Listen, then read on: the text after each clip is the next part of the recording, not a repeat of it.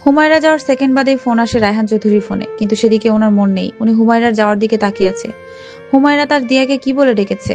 আম্মু। রায়হান চৌধুরী ঢোক গিলে দিয়ার ফোনটা তাড়াতাড়ি ধরে, যাতে তার ফোন কেটে না যায়। দিয়ার সাথে ওনার কথা বলতে হবে, সাথে জানতে হবে হুমায়রার বিষয়ে। হুমায়রা আবার তার হুর নয় তো?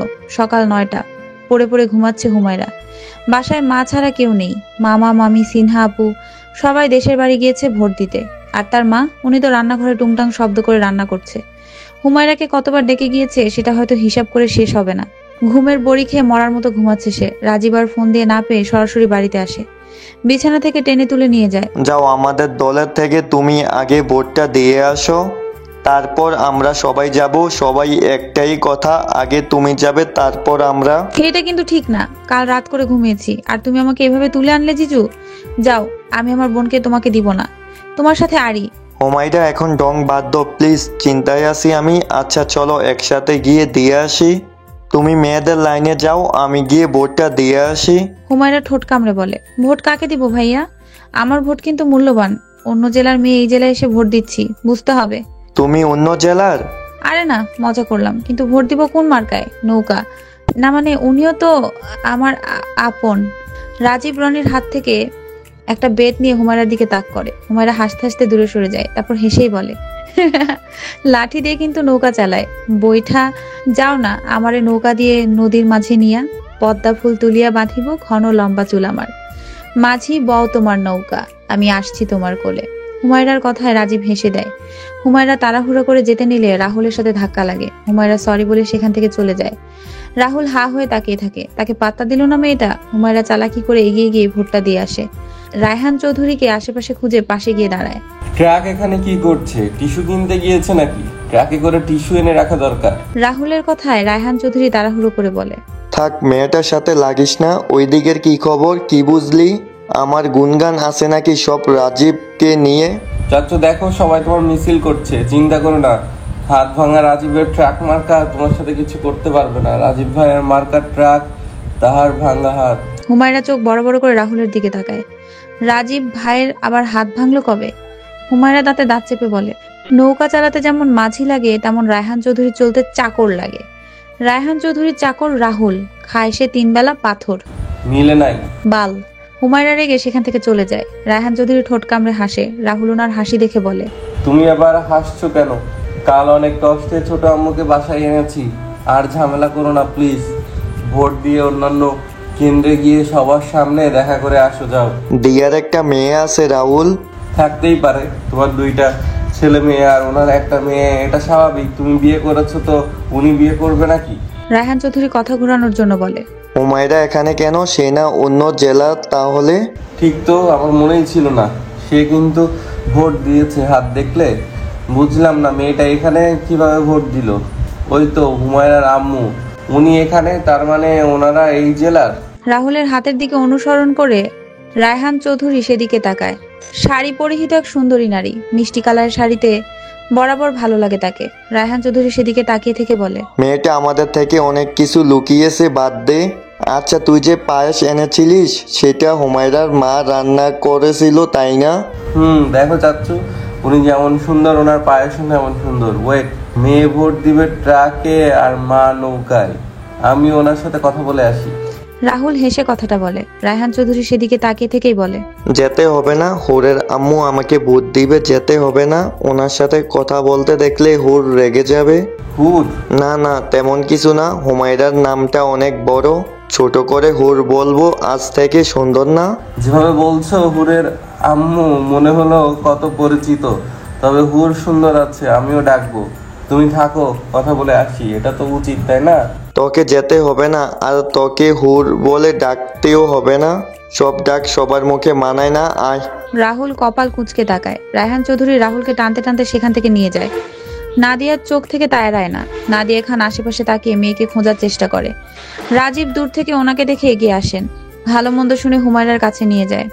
হুমায়রা নাক কুঁচকে বলে, নৌকার প্রার্থীকে নিয়ে আসছো কেন ভাই? ওনাকে বাসায় পাঠিয়ে দাও, উনি তোমাকে ভোট দিবে না, বেইমানি করবে। যেখানে মন চায় সেখানে দিবে, তুমি চুপ থাকো।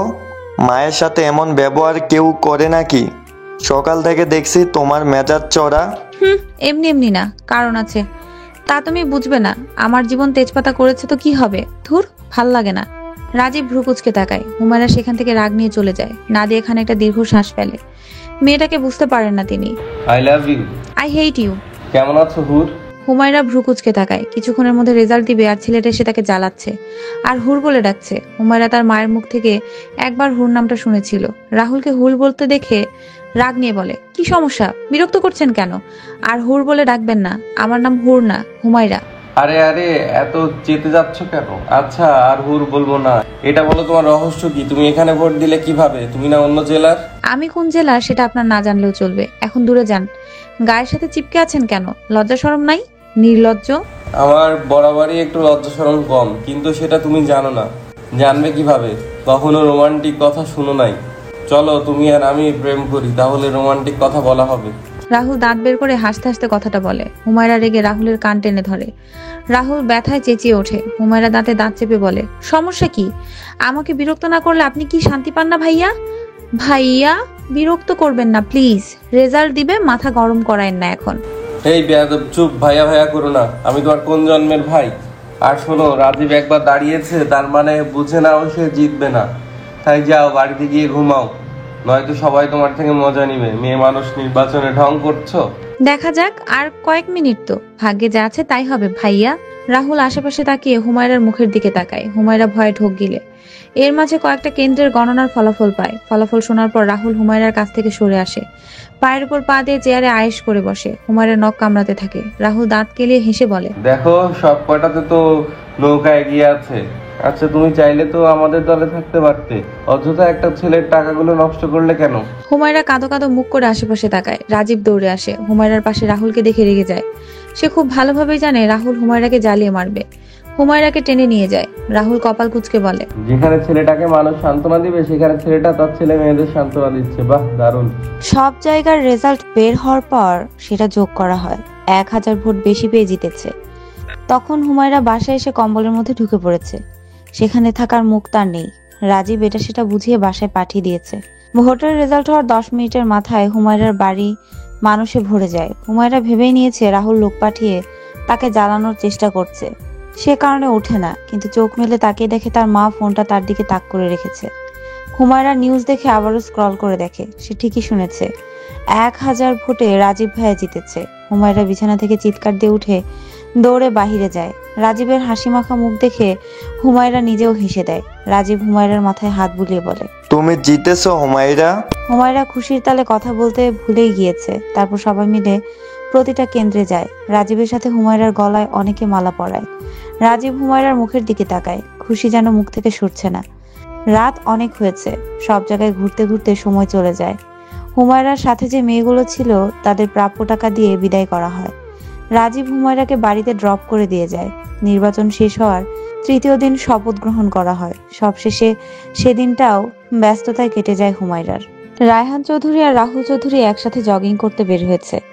হঠাৎ করে তাদের সামনে এসে একটা বাইক দাঁড়ায়। দুজনেই ভয় পেয়ে কিছুটা পিছিয়ে যায়। হুমায়রা মাথা থেকে হেলমেট খুলে হাসি হাসি মুখে তাদের দিকে তাকায়। রাহুল উল্টো ঘুরে সেখান থেকে চলে যেতে নিলে হুমায়রা চেঁচিয়ে বলে, রাহুল চৌধুরী, আমার প্রথম জিত হয়ে গেল। বলেছিলাম আপনার চাচ্চুকে এমপির আসন থেকে নামিয়ে ছাড়বো। দেখলেন তো হুমায়রার ক্ষমতা, যা চেয়েছিলাম তাই হলো। কংগ্রাচুলেশন। আমার থেকে পালানোর চেষ্টা করছেন? সেটাই শুনলাম। বাড়ি থেকে বের হওয়া আপনাদের দুষ্কর হয়েছে। তা স্যার, আপনার মায়ের কি খবর? রায়হান চৌধুরীর দিকে তাকিয়ে কথাটা বলে। রায়হান চৌধুরী ছোট একটা শ্বাস ফেলে বলে, হসপিটালে ভর্তি আছে, দেখতে যাবে, যাও দেখে আসো। আমার মায়ের সাথে তোমার কি ঝামেলা? আমার সাথে ঝামেলা হওয়ার দরকার আমার মায়ের সাথে না। আপনার মতো দোষী কম না স্যার, আপনার মতো খুনি আপনি না। তা বলুন, আপনার কেমন লাগছে? আমার উপর খুব রেগে আছেন বুঝি? রাহুল বিরক্ত হয়ে বলে, জাস্ট শাট আপ। তুমি যে দলে ছিলে সে জিতেছে, তার মানে এই না যে আমাদের অপমান করবে। পুলিশ কেস করলে কি হবে বুঝতে পারছো? ক্ষমতা নিয়ে অপব্যবহার করছো কিন্তু। হুমায়রা খিলখিল করে হেসে ওঠে। হাসতে হাসতে বলে, ক্ষমতা আমি পাইনি রাহুল চৌধুরী, আপনি হয়তো ভুলে যাচ্ছেন। আপনি খুব বড় বড় কথা বলেছিলেন, আজ সব ভুলে গেলেন বুঝি?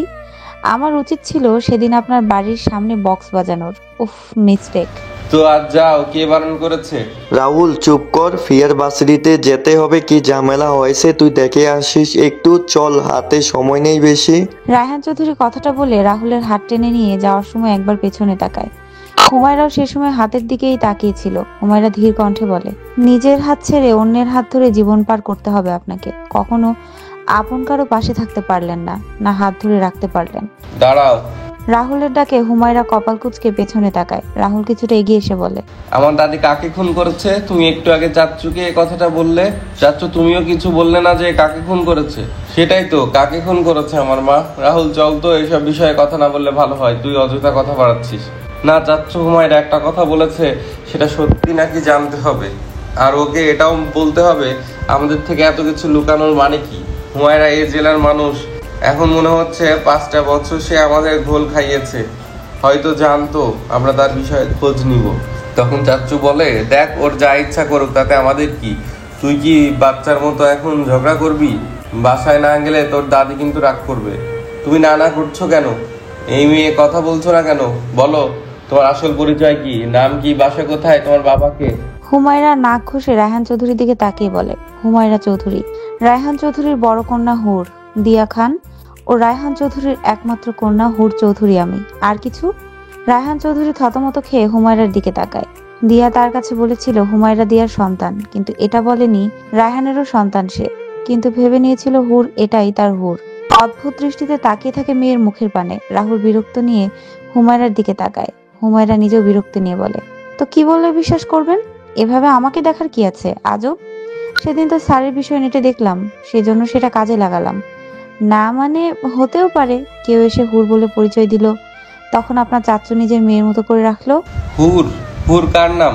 শুনেছিলাম আপনার চাচ্চুর বড় মেয়ের নাম হুর ঠিক করা হয়েছিল। উফ, সেটা হলো না। আপনার দাদি হুরকে পেটের মধ্যেই মেরে দিয়েছে। তুমি এসব কিভাবে জানলে? চাচ্চু তুমি কিছু বলছো না কেন? আচ্ছা তুমি কি দিয়া ম্যামের খোঁজ পেয়েছো? রায়হান চৌধুরী মাথা নাড়িয়ে কিছু একটা বুঝায়। এর মাঝে হুমায়রা তাদের থেকে কিছুটা দূরে চলে গিয়েছে। বাইকে উঠে যখন যাবে তখন রায়হান চৌধুরী পেছন থেকে কাঁপা কাঁপা গলায় ডেকে ওঠে, হুর বলে। হুমায়রা একবার তাকিয়ে চলে যায়। রাহুল মাথায় হাত দিয়ে রাস্তায় বসে পড়ে। সে সন্দেহবশত তার চাচুকে দিয়ে হুর বলে হুমায়রাকে ডাক দিতে বলেছিল। রাহুল সবকিছুর হিসাব মিলিয়ে রায়হান চৌধুরীর দিকে তাকিয়ে দৌড়ে বাড়ির দিকে যায়। 4 বছর পর এনএক্স গ্রুপ অফ ইন্ডাস্ট্রিতে আজ বড়সড় একটা অনুষ্ঠানের আয়োজন করা হয়েছে। 1 বছর আগে গ্রুপটা চালু হয়েছিল। 1 বছরে অনেকটা সফলতা অর্জন করতে পেরেছে।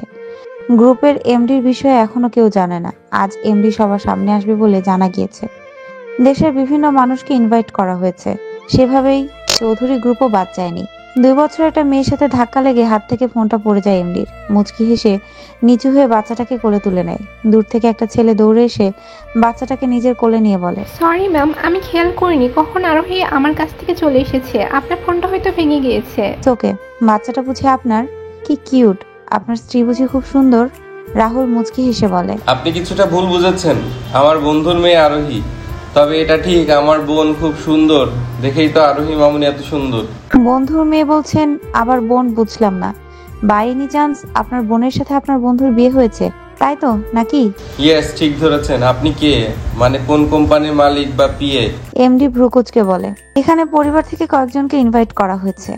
আমি কারো সন্তান হতে পারি, তবে এদের মধ্যে কেউ না। আমি এনএইচ গ্রুপের এমডি। Sorry ma'am. সমস্যা নেই। আমি আরোহীকে কোলে নিতে পারি, আপনাকে খুঁজে নিব, সমস্যা নেই। রাহুল কিছু না বলে আরোহীকে এমডির কোলে দেয়। রাহুল কপাল স্লাইড করতে করতে বিড়বিড় করে, হুমায়রা চৌধুরী, একবার লেহেঙ্গার ডিল নিয়ে দেখা হয়েছিল, এত তাড়াতাড়ি সফলতা পেয়ে গেল। বাবা একটা মেয়ে হয়ে এত কিছু। 1 বছরে যা করেছে, আমি তো বাবার থেকে উপহার পাওয়া কোম্পানিতে এত কিছু করতে পারলাম না। আমার চেয়ে নিশ্চয়ই 1 টাকা হলে বেশি এই কোম্পানির। সবাই এসে যাওয়ার পর এমডির সাথে 5 জন স্টেজে ওঠে। সবাই চিনতে পারে তাদের। এমপি রাজীব হায়দার স্ত্রী সিনহা খান, সিফাত খান ও তার মিসেস। এমডির পাশে রয়েছে নাদিয়া খান। রাহুল রায়হান চৌধুরীর পাশে এসে দাঁড়ায়। রাহুল অবাক হয়ে সব দেখছে, কিন্তু রায়হান চৌধুরীর মুখ দেখে বোঝা যায় না যে তিনি অবাক হয়েছেন। এমডি হুমায়রা চৌধুরী সবার থেকে পরিচয় হয়, মাস্ক খুলে কথা বলতে থাকে। সবাই অনেক প্রশ্ন করে, সবশেষে সবার প্রশ্নের উত্তর দিতে থাকে। এই জায়গায় আসতে আমার কম সময় লাগেনি। প্রায় 5 বছর সাধনা করে আজ এই জায়গায় এসেছি আমি। আমার মা নাদিয়া খান একটা সময় পড়াশোনা করতে এসেছিল নিজ গ্রাম ছেড়ে শহরে। হঠাৎ করে পরিবারকে না জানিয়ে প্রেমের বিয়ে, তারপর আমার জন্ম। সব ঠিক থাকলেও একটা ঝড়ে বাবাকে হারিয়েছিলাম। নানা নানির সাথে মা সম্পর্ক হারিয়েছিল, তারপর এত বছর আবারও কিছু ফিরে পেয়েছিলাম। শুরু হয়েছিল নতুন জীবন। আমাকে এমপির ডান হাত হিসেবে অনেকে জানতেন, আজ জানলেন এনএইচ গ্রুপের এমডি হিসেবে। সাথে জানিয়ে দেই, নাদিয়া খান এই কোম্পানির মালিক। উনি কাল থেকে কোম্পানিতে বসবেন। যত ডিল করতে হবে সেখানে ওনার সাথে সাক্ষাৎ থাকতেই হবে। এবার আসি প্রশ্নে। সবাই প্রশ্ন করে এনএইচ মানে কি। হয়তো এতক্ষণে আপনাদের বোঝা হয়ে গিয়েছে, এনএইচ নাদিয়া খান ও হুমায়রা চৌধুরী। মেয়ে হয়ে বিজনেসের কথাটা কিভাবে মাথায় আসলো? ছোট থেকেই স্বপ্ন ছিল এটা। সবসময় জামা কাপড় ডিজাইন করতাম খাতায়। তারপর সিফাত মামা পাশে দাঁড়ালেন, ওনার সাহায্যে এত দূরে এগিয়ে আসা। এর মাঝে অনেকে আমাকে খুন করতে চেয়েছিল, আমার সাথে অনেক কিছু হয়েছিল, কিন্তু সব মিটিয়ে আজ এত দূর এসেছি। রাজীব হায়দার এমপি হওয়ার পর কোথায় উধাও হয়েছিলাম? 4 বছর কোথায় ছিলাম? দেশের বাইরে ছিলাম না নিশ্চয়ই, এখানেই ছিলাম, কিন্তু প্রকাশ্যে না। আমার আগের গেটআপ আর এখন অন্যরকম, সে কারণে কেউ চিনতে পারেননি। আমাকে খোঁজার জন্য নিখোঁজ বিজ্ঞাপন হয়েছিল, তবুও কেন কেউ খুঁজে পায়নি? যারা নিজ থেকে হারিয়ে যায় তাদের খুঁজে পাওয়া এত সহজ না। আমি তো নিজ থেকেই নিখোঁজ, তাহলে খুঁজে পাবে কিভাবে? বরাবর চৌধুরী পরিবারের সাথে আমার শত্রুতা, তাহলে তারা কেন খোঁজার চেষ্টা করলো? রাহুল চৌধুরীর সাথে আমার কি সম্পর্ক? রাহুল চৌধুরী কেন বিজ্ঞাপন করেছিল এটা আমিও জানি না। সরি, আমি কাউকে খুঁজতে বলিনি। আর রাহুল চৌধুরীর সাথে আমার পার্সোনাল কোনো সম্পর্ক নেই। আপনারা হয়তো আপনাদের সব প্রশ্নের উত্তর পেয়েছেন। সবাই এনজয় করুন, এমন দিন সবসময় পাওয়া যায় না। হুমায়রা মায়ের হাত ধরে স্টেজ থেকে নেমে অফিস রুমে যায়, মাকে সব ঘুরিয়ে দেখায়, তারপর সবার সাথে খাওয়া দাওয়া করে। সব শেষে সবাই নিজেদের মতো বিদায় নিয়ে চলে যায়। এখানে বর্তমান হাতে গোনা কয়েকজন আছে। হুমায়রা একটা জায়গায় দাঁড়িয়ে ফিহার সাথে গল্প করছে। ফিহা রেগে বলে, তুই এতদিন আমাদের থেকে লুকিয়েছিলিস কেন? আমি কি দোষ করেছিলাম? জানিস 4 বছর আগে ভাইয়া বাসায় কোথা থেকে দৌড়ে আসে, রেডি হয়ে কোথায় আবার ছুটে যায়, কিন্তু হতাশা নিয়ে বাসায় ফিরে আসে। যখন প্রশ্ন করে সবাই, তখন বলে হুমায়রার কাছে গিয়েছিলাম, কিন্তু সে নেই। কোথায় গিয়েছে জানি না। তারপর তোর কত খোঁজ করা হলো, কিন্তু পাওয়া যায়নি। এইসব বাদ দে, অতীত নিয়ে ভাবিস না তো। তুই তো বিয়ে করে বাচ্চা পয়দা দিলি, দাওয়াত দিলি না। বেঈমান সর, তোর খোঁজই জানতাম না, দাওয়াত কিভাবে দিতাম। ঢং করিস না, যা। শোন, ভাইয়া তোকে বড্ড ভালোবাসে, তোর জন্য এত বছর অপেক্ষা করে আছে। আমি তো 2 মাসে প্রেগনেন্ট। কি? হুমায়রা ঠোঁট কামড়ে হেসে অন্যদিকে চলে যায়। হঠাৎ কারো ধাক্কায় নিচে পড়ে যায়। কাটা জায়গায় আঘাত পাওয়ায় গলগল করে সেখান থেকে রক্ত ঝরতে থাকে। হুমায়রা কেঁদে ওঠে। সবাই দৌড়ে সেখানে আসে। রাহুল বোকার মতো দাঁড়িয়ে থাকে, ইচ্ছে করে ধাক্কা দিয়েছিল, কিন্তু বুঝে উঠতে পারে না হুমায়রার পা থেকে এত রক্ত ঝরছে কেন। সকাল 10টা না হতেই উপস্থিত হয় রোজিনা চৌধুরীর সাথে মিসেস আবির চৌধুরী। দিয়া খান তখনও রান্নাঘরে রান্না করতে ব্যস্ত। হুমায়রা দরজা খুলে একটা লম্বা সালাম দেয়। রোজিনা চৌধুরী পান খাওয়া দাঁত দেখিয়ে বলে, সেরি দেখি আগের থেকে ভালো হইছে, ভদ্র হইছে। তাহলে সালাম দেয়, আগে তো কোনো কথা ছাড়া অপমান করত। পাশ থেকে মালিহা চৌধুরী বলেন, আম্মা চুপ থাকেন, এসব শুনলে মেয়ের মা আমাদের তাড়িয়ে দিবে। রাহুল কিন্তু তখন কারো কথা শুনবে না, মনে রাখবেন। হুমায়রা চুপি চুপি হেসে বলে, দাদি কেমন আছেন? আন্টি আপনার কি খবর? কেমন আছেন? বাসা সবাই ভালো আছে তো? ভেতরে আসুন। এই তো মা, ভালো। তুমি কেমন আছো? কত বছর পর দেখলাম তোমাকে। ইস, আগের থেকে সুন্দর হয়েছো। তোমার আম্মু কোথায়? আপনারা বসুন, আমি আম্মুকে ডেকে দিচ্ছি। হঠাৎ আসলেন যে? কাল রায়হান স্যার ফোন করে জানালো আপনারা আসবেন। রোজিনা চৌধুরী চোখ পিটপিট করে বললেন, রায়হান বাবা বলেছে? হুমায়রা মাথা নাড়ায়। ওনারা সোফায় বসলে হুমায়রা রাহুলের মায়ের পাশে বসে ভালো মন্দ গল্প করতে থাকে। মালিহা হুমায়রার কানে কানে বলে, তুমি জানো না আমরা কেন এসেছি, নাকি মিথ্যা বলছো? আম্মা যে রাহুলকে ফোন করে জানাতে বলেছিল, বলে নাই নাকি? আমি মিথ্যা বলবো কেন? রাহুল চৌধুরীর সাথে তো আমার কোনো সম্পর্ক নেই যে আমাকে দেখতে আসবেন। রায়হান স্যার আমাকে জানিয়েছে। ও, তোমার আম্মুকে আসতে বলো, কথা আছে। তুমি ঘরে যেতে পারো, যাও একটা শাড়ি পরে আসো দেখি। এভাবে দেখছেন তো, তাহলে শাড়ি পরবো কেন? আমি তো পাত্রপক্ষ আসলে গেঞ্জি প্যান্ট পরে যাব, তাতে বিয়ে ভেঙে যায়। আর আপনি দেখি পাত্রপক্ষের মতো শাড়ি পরার কথা বলছেন। মালিহা চৌধুরী বিরক্ত হয়, মেয়েটা টেরামো করছে তার সাথে। যেখানে মেয়েটার মায়ের থাকার কথা, সেখানে মেয়েটা এখানে ঢং করছে। হুমায়রা ঠোঁট কামড়ে হেসে আম্মু বলে চেঁচিয়ে ওঠে। রোজিনা চৌধুরী কানে হাত দিয়ে গরম চোখে তাকিয়ে বলে, মেয়ে মানুষের গলাটাও স্থির হয়, এমন পুরুষের মতো গলা উঁচু করে চেঁচাস কেন? এই দেখি তোর চুল কত বড়। হুমায়রা ঘুরতে ঘুরতে লাগানো ছোট ছোট চুলগুলো দেখায়। রোজিনা চৌধুরী হা হয়ে দেখায়। মেয়েটার চুল কোমর ছাড়িয়েছিল, এত ছোট হলো কিভাবে সেটাই ভাবে। এর মাঝে নাস্তা নিয়ে হুমায়রার মা আর মামি চলে আসে। রোজিনা চৌধুরী অবাক হয়ে কিছুক্ষণ তাকিয়ে থাকে, তারপর কিছুটা অবাক হয়ে বলে, দিয়া। রোজিনা চৌধুরী মাথায় পানি ঢালছে দিয়া আর মালিহা মিলে। সেন্সলেস হয়ে গিয়েছিল তিনি। হুমায়রা বসে নখ কামড়াতে থাকে। নাটক দেখবে সে, কত নাটক হয় সেটা আজ সরাসরি দেখবে। রোজিনা চৌধুরী কিছুটা স্বস্তি পেলে ভালোভাবে আশেপাশে তাকায়, তারপর জোর গলায় বলে, আমি রাহুলকে হুমায়রার সাথে বিয়ে দিব না। বড় বউ চলো, এখানে আমি নাতি বিয়ে দিব না, চলো এখান থেকে। আম্মা, পালিয়ে যাচ্ছেন বুঝি? আপনার ছোট ছেলের বড় মেয়ে হুর। আপনার হুর নামটা মনে আছে নিশ্চয়ই? হুমায়রা কিন্তু হুর। রোজিনা চৌধুরী ঘামতে থাকেন, মালিহা চৌধুরী হিসাব মিলাতে থাকে। উনি সেই 26-27 বছর আগে কিছুটা জেনেছিল, আজ সেটা মিলাতে থাকেন। বুদ্ধি প্রখর হওয়ায় সবটা বুঝে নেয় চট করে। রোজিনা চৌধুরী কপালে হাত দিয়ে বলে, এটা হতে পারে না। আমি মেরে ফেলেছিলাম তোর বাচ্চাকে তোর পেটে, তাহলে ও কিভাবে হুর হবে? আমার সাথে মশকরা করিস? আম্মা, কি সব বলেন? আমার কি মশকরা করার বয়স আছে? হুর সেই যাকে আল্লাহ মরতে দেয়নি, এত কিছু সহ্য করে পৃথিবীতে আসছে সে। আগে তোকে মেনে নেইনি, আজ তোর মেয়েকেও মেনে নিব ভাবলি কি করে? আমি দরকার হলে রাহুলকে সারা জীবন চিরকুমার রাখবো, তবুও তোর মেয়ের সাথে বিয়ে দিব না। সেটা আপনার বিষয়। আমি লাফিয়ে বেড়াইনি বিয়ে দেওয়ার জন্য। রায়হান অনুরোধ করেছিল দেখে আসার সুযোগ পেয়েছেন, নয়তো বাড়ির ত্রিসীমানায় আসতে দিতাম না। বড় বউ, ওঠো, চলো এখান থেকে। হুমায়রা একটা আপেলে কামড় বসিয়ে রোজিনার দিকে তাকায়। রোজিনা চৌধুরী ভয়ে নিজেকে আড়াল করে নেয়। হুমায়রা রোজিনা চৌধুরীর দিকে ঝুঁকে এসে বলে, শুনুন বাড়ির কর্ত্রী, আমাকে নাত বউ বানাতে হলে আমার মায়ের পা ধরে আপনাকে ক্ষমা চাইতে হবে, কারণ কম ভুল আপনি করেননি। সবকিছু সুদ ওঠাবো আমি। আপনার ছেলেকে এমপি থেকে ফকির বানিয়েছি, আরো অনেক কিছু করার ক্ষমতা আছে আমার। জন্মদাতা বাপের সাথে এসব করবে বিবেকে বাঁধে না? বাপ হয়তো, তার ক্ষমতা কেড়ে নিয়ে কি লাভ? তোর বাপ এমপি হবে এটাও ভালো। রোজিনা চৌধুরী কাঁপা কাঁপা গলায় বলে। হুমায়রা খিলখিল করে হেসে ওঠে, বলতে থাকে, বাবা বাহ, আপনার মুখে এত ভালো কথা, কিন্তু আমি তো মানি না। যে লোক বউকে মায়ের হাত থেকে রক্ষা করতে পারে না, মায়ের কথায় অন্য নারীকে বিয়ে করে, সে আমার বাবা হতে পারে না। আমার ছেলের সংসার নষ্ট করতে দিব না আমি। হামিদা আমার ছেলের বউ, সে থাকবে সব সময়। তুই চাইলেও কিছু করতে পারবি না। আপনার মতো খারাপ মহিলা আমি না। আপনি আমাকে মারার বহু চেষ্টা করেছেন, পারেননি। তাই এখন চেষ্টা করে লাভ হবে না। আপনার ছেলের সংসার ভাঙার ইচ্ছা আমার নেই, ছিল, কিন্তু আমার মা সেটা চায় না। নয়তো আপনার অহংকার ভাঙতে সময় লাগবে না আমার। নাদিয়া মেয়ের মুখ চেপে ধরে। হুমায়রা ছটফট করলে ধমক দিয়ে বলে, চুপ কর, আমি কথা বলছি তো। দেখুন, আপনার বাড়িতে যাওয়ার ইচ্ছা আমার নেই, আপনি আসতে পারেন। আর ভাবি, আপনি আপনার ছেলেকে বলে দিবেন এই সম্পর্ক হওয়ার নয়। মালিহা চৌধুরী অনেকক্ষণ ধরে ভেবে বলেন, আমি আপনার কথা জানতাম আগে থেকেই, কখনো দেখিনি। তবে বলি কি, আমার জন্য আমার ছেলেটাকে কষ্ট দেওয়া কি ঠিক হবে? আমার ছেলেটা আপনার মেয়েকে ভালোবাসে। আমি বিয়ে দিব না এই মেয়ের সাথে রাহুর বিয়ে। বড় বউ, চলো এখান থেকে। শোনো, আমার নাতির থেকে দূরে থাকবে মেয়ে। হুমায়রা দাঁত কেলিয়ে বলে, 4 বছর তো দূরেই ছিলাম দাদিজান, আমি তো দূরেই থাকবো।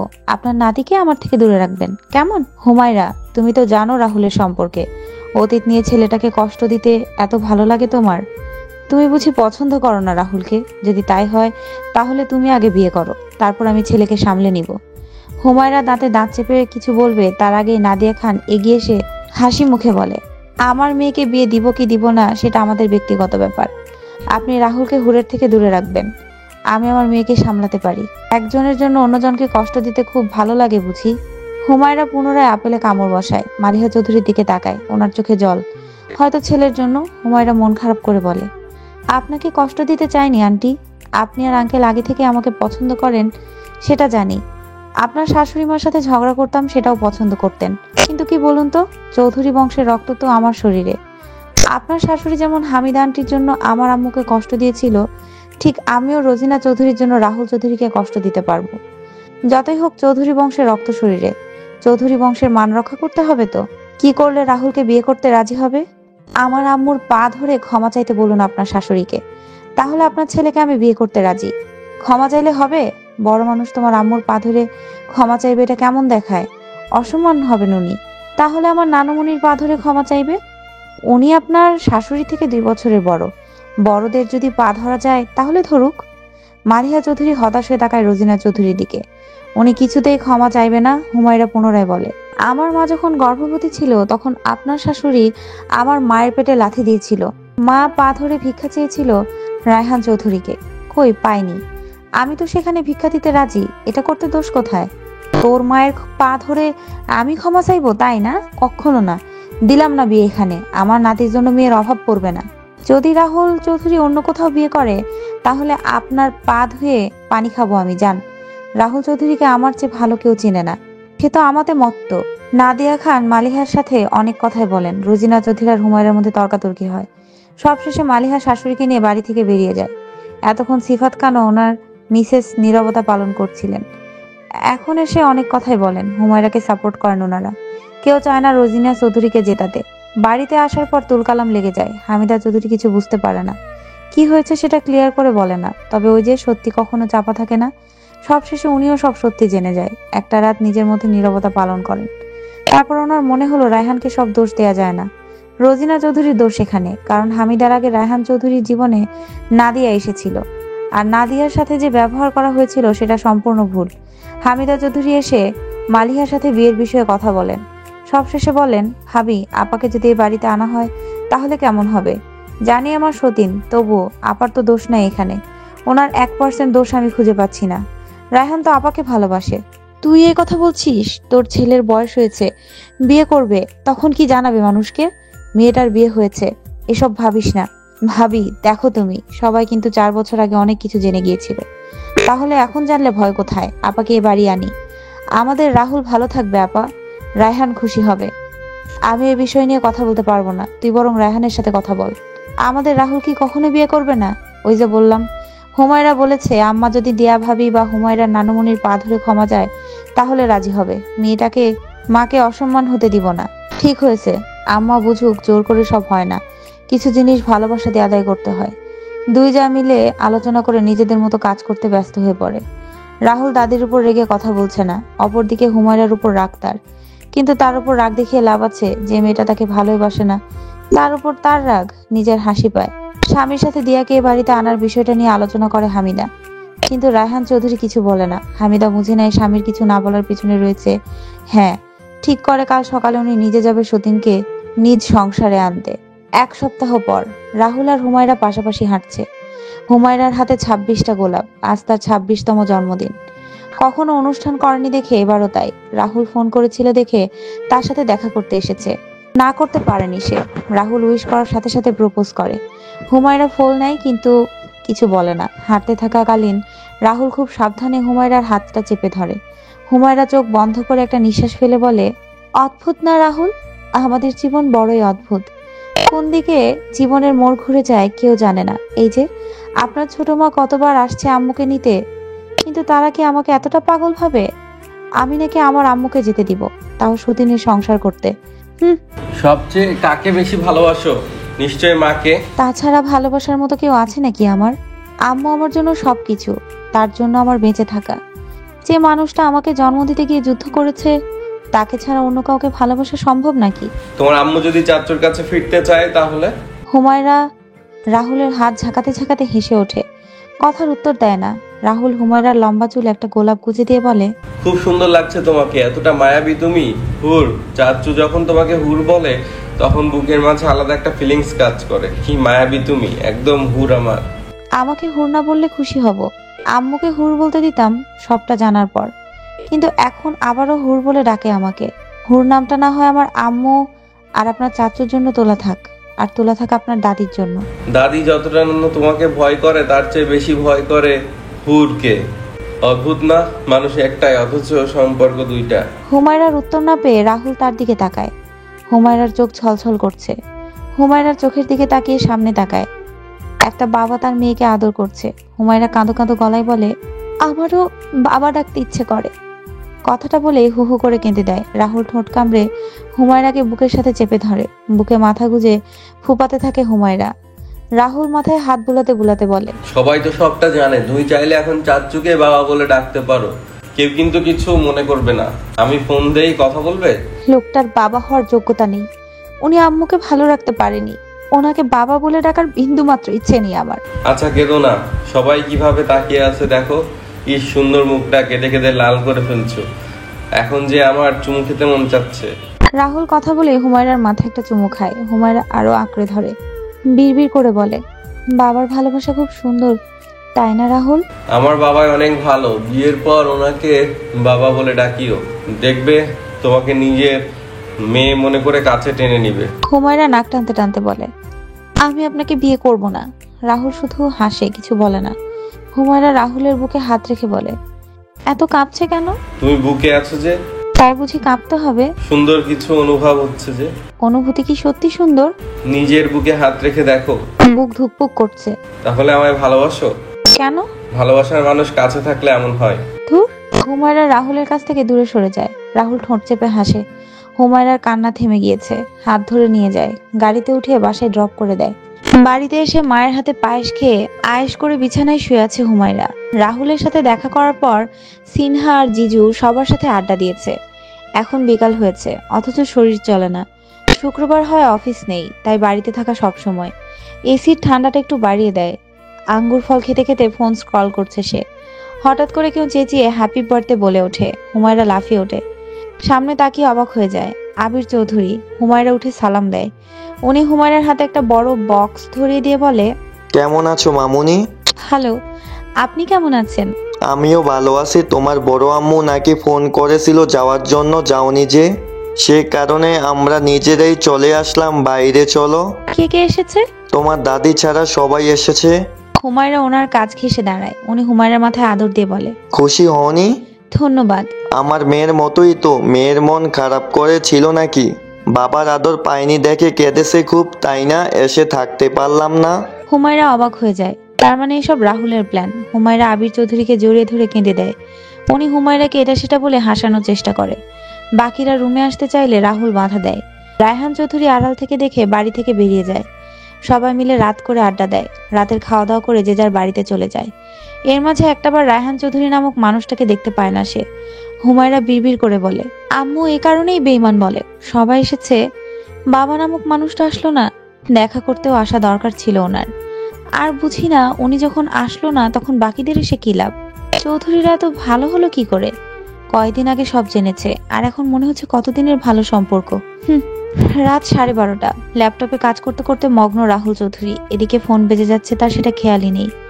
ফোনের অপর পাশে ব্যক্তি তার উপর কতটা রেগে আছে সেটা হয়তো ভাবতেও পারছে না। ল্যাপটপ থেকে চোখ সরিয়ে ফোনে চোখ যেতেই মুখটা হা হয়ে যায়। 19 বার ফোন দিয়েছে।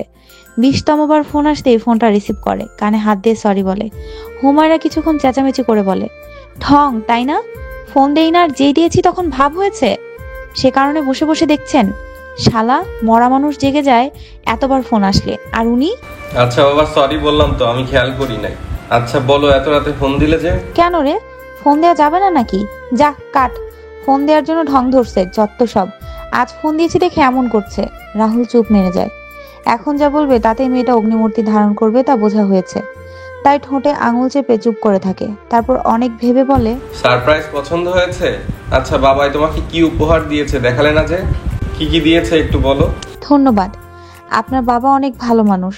আর আমার মনে ছিল না ওনার গিফট বক্স দেখার কথা। ওয়েট, দেখি। ভিডিও কল দেই? হুমায়রা না বলে না। রাহুল ল্যাপটপে ভিডিও কল দেয়।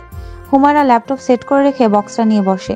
খোলার পর অবাক হয়ে যায়। সাদা আর কালো রঙের 2টা শাড়ি, সাথে জুয়েলারি আছে, বেশ কয়েকটা চকলেট, সাথে একটা ছোট্ট বক্স ও চিরকুট। চিরকুট খোলে, তাতে লেখা রয়েছে, বৌমা হবে আমার? যদি হও তবে রিংটা পরিও। তোমার হাতে রিংটা দেখলে বুঝে নিব তুমি আমার মেয়ে হতে রাজি। তোমার হবু শ্বশুর। হুমায়রা দাঁত দিয়ে ঠোঁট কামড়ে ধরে। রাহুল হা হয়ে যায়। তার বাবা এসব কি করেছে? হুমায়রা ছোট বক্স থেকে রিংটা বের করে। এতটা সুন্দর যে কোনো দিক থেকে না ভেবে নখে পুড়ে নেয়। রাহুল সেটা স্ক্রিনশট নিয়ে রাখে। তারপর বলে, বাবার মেয়ে হতে রাজি? জি না, রিংটা কত সুন্দর দেখেছেন? এটা না পরে থাকা যায় না। তাহলে ওই নখে পড়েছো কেন? হুমায়রা মুখ বাঁকায়, দৌড়ে মায়ের রুমে যায়। মায়াকে দেখিয়ে খুশিতে আবারও নিজের রুমে আসে। বেশ কয়েকটা পিক তুলে রাহুলকে দেয়। রাহুল তার বাবার হোয়াটসঅ্যাপে দিয়ে রাখে। সকাল হতে না হতেই হাজির হয় রোজিনা চৌধুরী। নাদিয়া খান অনেকটা অবাক হয়, কিছুটা ভয় পায়, কিনা কি করবে কে জানে। কিন্তু না, সবার ভাবনা বদলে দিয়ে নাদিয়ার পায়ে পড়ে যায়। হাউমাউ করে কাঁদতে কাঁদতে বলে, ক্ষমা করে দে মা। মা, তোর মেয়েটাকে আমার সাথে যেতে দে। রাহুল মরে যাবে ওকে ছাড়া। হুর না গেলে ডাক্তারের কাছে যাবে না কিছুতেই। জেদ করছে, হুরকে আমার সাথে যেতে দে। নাদিয়া খান থতমত খেয়ে রোজিনা চৌধুরীকে ওঠানোর চেষ্টা করে, কিন্তু উনি ওঠে না। হুমায়রা এগিয়ে এসে ছাড়িয়ে নেওয়ার চেষ্টা করে, কিন্তু না, ওনার নড়চড় নেই। হুমায়রা বলে ওঠে, দাদি পা ছাড়েন। পা ধরতে হবে না আপনার। রাহুলের কি হয়েছে? রাতে কথা হলো, সব তো ঠিক ছিল। হাত কেটে বসে আছে, রক্তের স্রোত বয়ে যাচ্ছে, কিন্তু ডাক্তারের কাছে যাবে না। বলছে তোকে আর তোর মাকে নিয়ে যেতে হবে। হুর, তোর মাকে বল না আমাকে ক্ষমা করে দিতে। হুমায়রা দৌড়ে বাড়ি থেকে বেরিয়ে যায়। নাদিয়া খান রোজিনা চৌধুরীকে বুঝিয়ে শুনিয়ে নিয়ে যায়। হুমায়রা তাড়াতাড়ি করে গাড়ি থেকে নেমে রাহুলের রুমের দিকে দৌড়ায়। গিয়ে দেখে সবাই বসে বসে আড্ডা দিচ্ছে। হুমায়রা এমন কাণ্ডে অবাক হয়। আবির চৌধুরী হুমায়রার দিকে তাকিয়ে বলে, মামুনি, অবাক হওয়ার কিছু নেই, তুমি অবাক হয়েছো আর আমরা তো সবাই কেঁদেছিলাম। মানে কি? রাহুল নাকি হাত কেটেছে? তাহলে উনি এভাবে বসে বসে গান শুনছে কেন? টমেটো সস দিয়ে নাটক করে দাদিকে ভয় দেখিয়েছে, আর কিছু না। মা তোমাদের বাসায় গিয়েছে তাহলে। হুমায়রা রেগে রাহুলের পিঠে দুটা কিল বসিয়ে দেয়। রাহুল চেঁচিয়ে ওঠে। সবাই আছে দেখে কিছু করতেও পারছে না। আবির চৌধুরী বলে ওঠে, থাক মা, ওর মামুনিও মারছে, তুমি আর মেরো না, ওইদিকে খবর বলো। হুমায়রা সব খুলে বলে। দেখে তার মধ্যে নাদিয়ার হাত ধরে রোজিনা চৌধুরী রুমে ঢুকছে। রাহুলকে দেখে ওনার চোখ ছানা বড়া হয়ে যায়, কেঁদে দেয়। নাতিকে কম ভালোবাসে না উনি। রাহুল সবার মুখের দিকে তাকিয়ে বলে, বিয়ে তাহলে ঠিক তো, কত তারিখে? সবাই খিলখিল করে হেসে ওঠে। কারো মুখে কোনো কষ্টের ছায়া নেই। বারান্দায় দাঁড়িয়ে শীতল বাতাস গায়ে মাখছে হুর। তার পাশে মুখে আঙুল পরে চুষতে থাকে 2 বছরের রাহি। দুজনের অপেক্ষা একই, রাহুল চৌধুরী। রাহি মাম্মা বলে ডেকে ওঠে। আধো আধো গলায় বলে, পাপ্পা যাবো মাম্মা। পাপ্পা আমাদের জন্য আইসক্রিম আনতে গিয়েছে মাম্মা, এই তো চলে আসবে।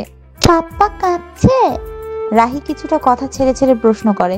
হুমায়রা হেসে ওঠে। মা মেয়ে আইসক্রিম খেতে গিয়ে না পাওয়ার কারণে ঝগড়া করেছিল। রাহুল মেয়ের সামনে কান্নার নাটক করেছিল দেখে রাহি কথাটা বলছে। হঠাৎ করে কোমরে কারো স্পর্শ পেয়ে চমকে ওঠে হুর। পেছনে তাকিয়ে হেসে ওঠে। রাহুল হুমায়রার গেঞ্জি টেনে কপালে ঘাম মুছে বলে, মা মেয়ে মিলে জ্বালিয়ে মারলে আমাকে। ধরো তোমাদের আইসক্রিম, বাকি আরো আছে, সব ফ্রিজে রেখে আসলাম। গুড। বাসায় যেন সবসময় আইসক্রিম থাকে রাহির পাপ্পা, নয়তো এমন রাত বিরাতে দৌড়াতে হবে আপনার। হ্যাঁ মিসেস, তা বোঝা হয়ে গিয়েছে এই 4 বছরে। 4 বছরে তো একটা দিন আমাকে না জ্বালিয়ে থাকো নাই, এখন তো আরো একজন আছে। হুমায়রা হেসে ওঠে, সাথে হাসে রাহুল। রাহি আধো আধো গলায় বলে, পাপ্পা কোলে নাও। রাহুল হুমায়রার হাতে আইসক্রিম দিয়ে মেয়েকে কোলে তুলে নেয়। হুমায়রা মেয়ের হাতে একটা আইসক্রিম দিয়ে গালে চুমু দেয়। রাহুল হুমায়রার কপালে চুমু দিয়ে বলে, ভালোবাসি বউ। আজ হুর ও রাহুলের 5ম বিবাহ বার্ষিকী। বাড়িতে আয়োজনে ব্যস্ত সবাই। 4 বছরের ছোট্ট রাহি এদিক ওদিক দৌড়াদৌড়ি করছে। তার পেছনে ছুটছে হুর। রাহিকে ধরতে না পেরে হুর বিরক্ত হয়ে চেঁচিয়ে ওঠে। তবুও রাহি থামছে না। রাহি দৌড়াতে দৌড়াতে হেসে ওঠে। হেসে বলে, নানু। নাদিয়া খান পিচ্চি রাহিকে কোলে তুলে নেয়। হুরের দিকে তাকিয়ে বলে, কি হয়েছে? মেয়েটার সাথে চেঁচামেচি করছিস কেন? উফ, আর বলো না তো মামুনি, তোমার নাতনি আমাকে শান্তি পেতে দিচ্ছে না। ভাত খাওয়া রেখে দৌড়াচ্ছে। একটু পর মানুষ আসবে বাড়িতে। থাক, আমি খাইয়ে দিব, তুই গিয়ে গোসল করে রেডি হ। তুমি কখন আসলে মামুনি? হাতে একটা ট্রলি নিয়ে এগিয়ে আসে রাহুল। বলে, মাত্রই আসলো, আমি গিয়ে মাকে নিয়ে এসেছি। আচ্ছা তুমি রুমে যাও, আমি আসছি। রাহুল মাথা ঝুঁকে মেয়েকে আদর করে রুমে যায়। ঘন্টা খানেক পর বাড়িতে মেহমান আসতে শুরু করে। কেক কাটা হয়, পার্টি, সব মিলে রাত 12টা বেজে যায়। সবাই খাওয়া শেষে বাড়ির সবাই নিজেদের রুমে যায় ঘুমাতে। দিয়া খান নাতনিকে নিয়ে ঘুমানোর জন্য দেয়ার রুমটাতে যায়। তখনই দরজায় নক করে রোজিনা চৌধুরী। দিয়া মিনমিন সুরে বলে, আপনি? আসবো, আসেন। রোজিনা চৌধুরী রুমে এসে বসে। দিয়া দরজাটা আটকে দিয়ে ওনার সামনে দিয়ে বিছানার দিকে এগিয়ে যায়। রাহিকে বিছানায় শুয়ে দিয়ে বলে, কিছু বলবেন? রায়হানের সংসারে ফিরছ না কেন? দিয়া হাসে। হেসে বলে, সেদিন ক্ষমা করে দিয়েছিলাম দেখে ভেবে নিলেন রায়হানের সাথে আমি সংসার করব? আচ্ছা, আপনি কি খুব কম অন্যায় করেছেন? আমাকে তো ক্ষমা করেছো। সবকিছুর ক্ষমা পাওয়া যায় না। আমি রাহুল আর মেয়েটার জন্য ক্ষমা করেছি, তাদের মেনে নিয়েছি, আপনাকে আর রায়হানকে না। এত বছরেও রাগ কমেনি। দিয়া খান রেগে কিছুটা কথা শুনিয়ে দেয়। তারপর দাঁতে দাঁত চেপে বলে, ভুলে যাবেন না কি কথা হয়েছিল আমাদের মাঝে? আপনি আমার সাথে অতীতে যে অন্যায় করেছেন তা ক্ষমা করার মতো না। আমার থেকে আমার স্বামী ছিনিয়ে নিয়েছেন, সুন্দর একটা জীবন থেকে দূরে ঠেলে দিয়েছিলেন। সব ভুলে যাও না মা। ভুলে যাওয়া সম্ভব না। আমি হুরের কথা ভেবে রাহুলের সাথে বিয়েটা দিয়েছি, তার মানে এই না সবটা ভুলে যাব। আর তো রায়হানের কথা, ওকে মেনে নেয়া আর মৃত্যু গ্রহণ করা এক। রোজিনা চৌধুরী কেঁদে ওঠেন। এত শক্ত কথা উনি কখনো শোনেননি। চোখ মুছতে মুছতে বলে, আমাকে কি ক্ষমা করা যায় না? না, রাহুল জোর করেছিল দেখে এখানে এসেছি, নয়তো আপনাদের বাড়িতে পা দেওয়ার ইচ্ছে ছিল না। রাতটা থাকা আমার পক্ষে সম্ভব না। দিয়া নিজের ব্যাগটা গুছিয়ে নিয়ে রোজিনা চৌধুরীর দিকে তাকিয়ে বলে, রাহিকে হুরের কাছে দিয়ে আসবেন। আমি চলে যাচ্ছি আপনাদের বাড়ি থেকে, রাত কাটানো আমার দ্বারা সম্ভব না। রোজিনা চৌধুরী রাহিকে কোলে নিয়ে বলে। রায়হান ছটফট করে হুরের মুখে বাবা ডাক শোনার জন্য। হুরকে বলো না একবার বাবা ডাকতে। দিয়া খান যেতে যেতে বলেন, হুরের বাবা সে অতীতেই মারা গেছে। দিয়া আর দাঁড়ায় না, চলে যায় সেখান থেকে। বাইরে গিয়ে ফোন দেয় ভাইয়ের কাছে। গাড়ি নিয়ে আসার কথা অপেক্ষা করতে থাকে গার্ডেনের একটা পাশে। রাহিকে এনে বিছানায় শুয়ে দিয়ে রাহুল হুরের দিকে তাকায়। মেয়েটা সবেমাত্র ফ্রেশ হয়ে এসেছে। হুর রাহুলের দিকে তাকিয়ে ভ্রুকুচকে বলে, মামুনি না রাহিকে নিয়ে গেল? মামুনি চলে গেছে। হুর হেসে ওঠে, বলে, মামুনিকে জ্বালিয়েছে আপনার চাচ্চু। উনি তোমার বাবা হয় হুমায়রা? আমার বাবা মারা গেছে সেটা তো জানো রাহুল। আপনি চাচ্চুকে বাবা মানবেন না? আপনার বাবাই আমার বাবা, আর কাউকে বাবা ডাকার দরকার হয় না। তাহলে ক্ষমা। হুর বিরক্ত হয়। হাতের তোয়ালে রাহুলের মুখে ছুড়ে দিয়ে বলে, বিরক্ত করো না, ঘুমাতে দাও। রায়হান চৌধুরী আর রোজিনা চৌধুরীকে আমি ঘৃণা করি। আপনাকে আমিও ভালোবাসি দেখে মামুনি বিয়েটা মেনে নিতে বাধ্য ছিল। সেদিন আপনার আত্মহত্যা করার কথা শুনে আপনার দাদির সাথে মামুনি এসেছে। তার মানে এই না সবটা ভুলে যাব আমরা। আমাকে দয়া করেছে তোমার মামুনি? হুর এবার অনেকটা বিরক্ত হয়, রাগী গলায় বলে, যদি আমার উপর বিরক্ত হও তাহলে বলো, বাড়ি থেকে চলে যাব। রায়হান চৌধুরীর কথা শুনতে চাচ্ছি না। উনি সারা জীবন আমার চোখে ঘৃণার পাত্র হয়েই থাকবে। সরি বউ, রাগ করছো কেন? রাহুল মুখটা ছোট করে হুরকে পেছন থেকে জড়িয়ে নেয়, গলায় মুখ ডুবিয়ে বলে, আর বলবো না, সরি, রাগ করো না। ঘুমাবো, ছাড়ো। রাহুল সরে না, বরং আরো শক্ত করে জড়িয়ে ধরে। হাতে টান পড়ায় দিয়া ভরকে যায়। পিছু ফিরে তাকে মানুষটার থেকে হাতটা ছেড়ে নিয়ে বলে, কি হয়েছে? আমার বউ রাগ করে বাসায় যাচ্ছ কেন? লজ্জা করছে না বউ রেখে এখানে এসে থাকতে? তোমাকে এখনো ভুলিনি দিয়া। বেঈমান রায়হান কখনো ভুলবেও না, কারণ অল্প দিন ব্যবহার করেনি তো আমাকে। দিয়া, গলা নামিয়ে কথা বলবেন। আপনি আমার কাছে রাহুলের চাচু ছাড়া আর কেউ না।